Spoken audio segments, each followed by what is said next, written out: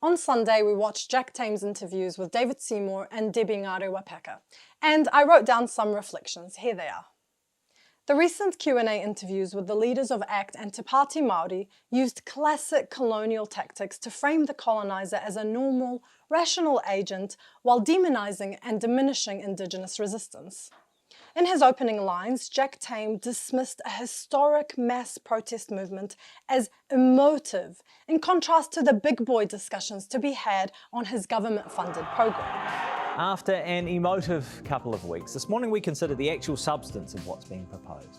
In the past couple of weeks, we've seen the mobilisation of hundreds of thousands of people in Aotearoa and beyond, with protests erupting in Niue, Hawaii, Australia and the United States.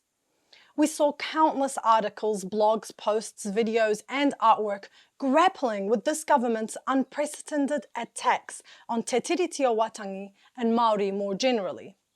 We saw powerful speeches during the bill's first reading.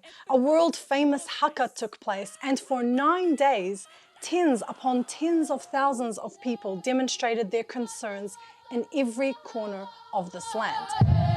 But because it wasn't on the colonizers' terms, that is, politely talking to suits on tables with glasses of water, it was emotive and lacking in substance. In fact, Jack Tame is employing the classic dualism of reason versus emotion, which colonizers use to say they're superior over Indigenous people, women, children, as well as other animals and our ecosystems. Colonizers believe they hold the realms of critical thought and science, while the rest of us are just blobs of feelings and emotion. Of course, the reality is that colonizers are the ones who are emotionally attached to dominating others and are willing to lie, cheat, steal, and kill to maintain their supremacy. David Seymour has repeatedly conceded that his interpretation of Te Tiriti o Waitangi is not based on fact, but rather what he thinks it should say. Every time Seymour tells us it just can't work, he's admitting that he has no rational argument. The idea of Māori sovereignty makes him and his base uncomfortable. That's why they're reacting so emotionally. The inversion of reality continued throughout this interview. Seymour, a raging Zionist who's trying to destroy our nation's constitution, erase Indigenous rights and pave the way for limitless capitalist exploitation and violence, was framed as a reasonable statesman just having a wee chat.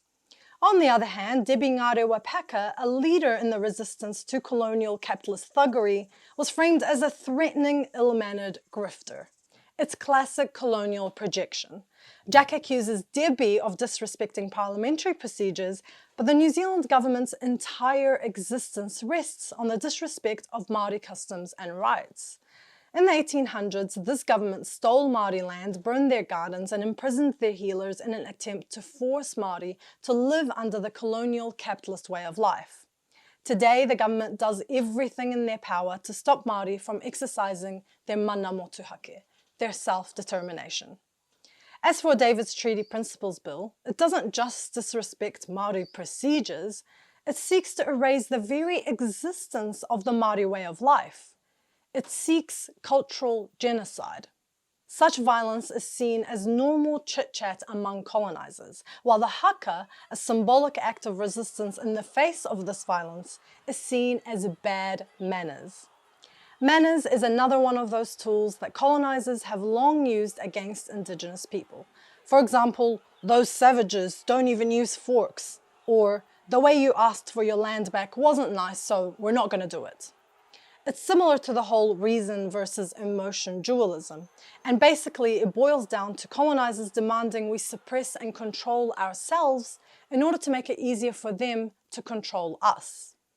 That's why Seymour and his clan responded to the haka by calling it theatrics and thuggery, in contrast to what he calls civil debate. This is no different to calling Indigenous people uncivilized or primitive. In fact, ACT took it a step further and said that the haka was like the behaviour of animals. Well, what do you think of what happened in Parliament the other day? The circus menagerie turned into a whole lot of people behaving like barnyard animals. Classic white supremacist, borderline genocidal rhetoric. Jack does not call out this extremist language, but instead accuses Debbie of being threatening and violent, accusing her of showing a gun symbol during the haka in Parliament. Here you are. What gesture are you making there? I'm pretty sure that's the auntie pointing at and saying kino, and we don't support what it is that you're doing. It was probably one of the darkest days for us in the house. But it's your assertion that you weren't making a gun or shooting gesture. It's my truth. It's absolutely truth. Do you accept that it looks like that?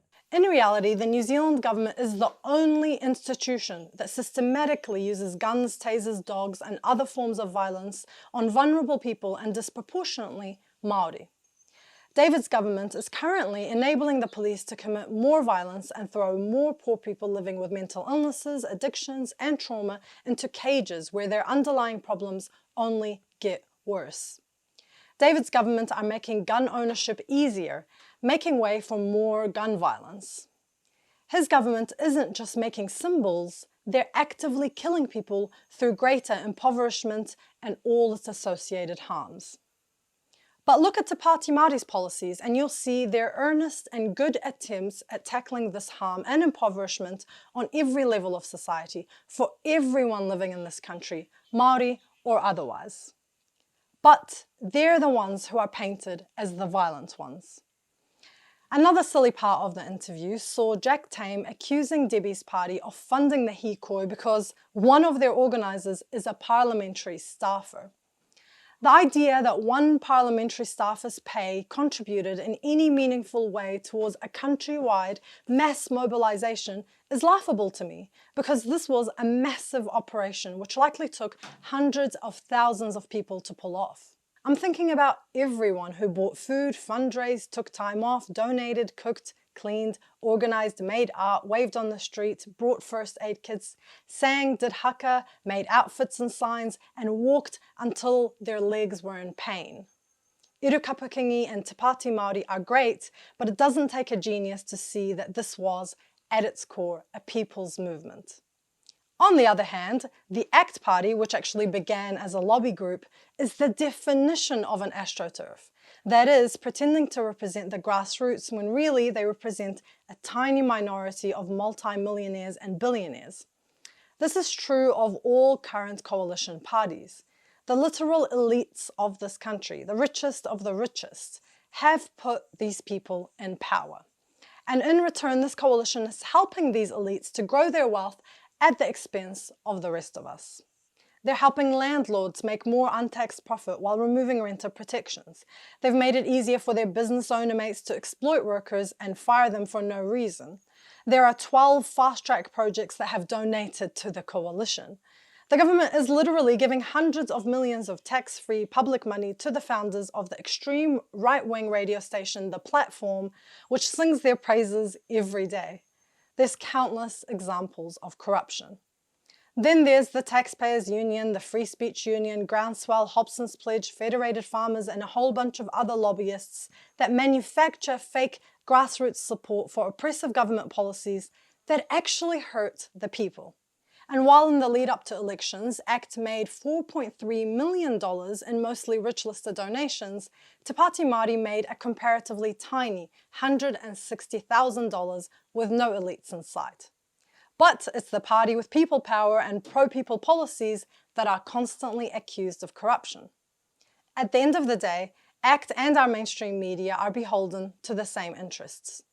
David was repeatedly allowed to interrupt Jack and go on his long monologues, while Jack repeatedly interrupted Debbie, rarely offering her the opportunity to speak a full sentence in silence. The idea is, as usual, to paint violent colonisation as normal and rational, while making out that Indigenous resistance to this violence is perverse, emotional, and violent. Luxon actually called Te Pāti Māori's behaviour perverse when he initially said he wouldn't work with them, a signpost of the endless barrage of colonising policies and rhetoric we've seen to come past since. We saw that same energy from Jack Tame, who's a liberal darling that is constantly given awards for his pro-government, pro-Israel and anti-Indigenous stances. Ka pai. That's it.